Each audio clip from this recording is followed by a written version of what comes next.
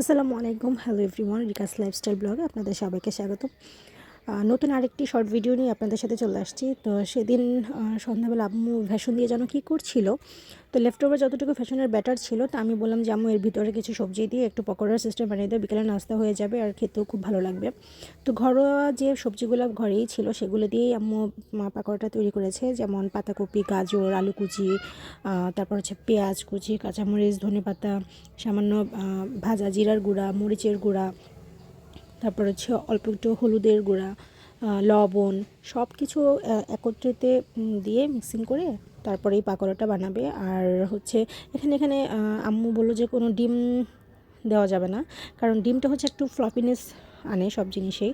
তো আম্মু ডিমটা এর জন্য দেয়নি, কারণ যাতে পাকোড়াটা খুবই মুচমুচে হয়।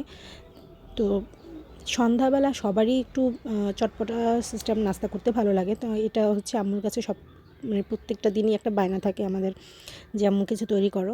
তো আজকে এই সবজি দিয়ে পকোড়াটা তৈরি করলো। পকোড়াটা মানে ডুবো তেলে ভেজে খুবই মুচমুচে ভাবে ভাজছিলো, খেতে খুবই ভালো লাগছিলো। আর এটার সসটা একদম আমাদের হোমমেড সস, আম্মু হাতে টমেটো দিয়ে সস তৈরি করেছে, সেটারই একটা পাকোড়া তৈরি করেছে। তো নেক্সট আরেকটা ভিডিওর জন্য স্বাগতম, টাটা।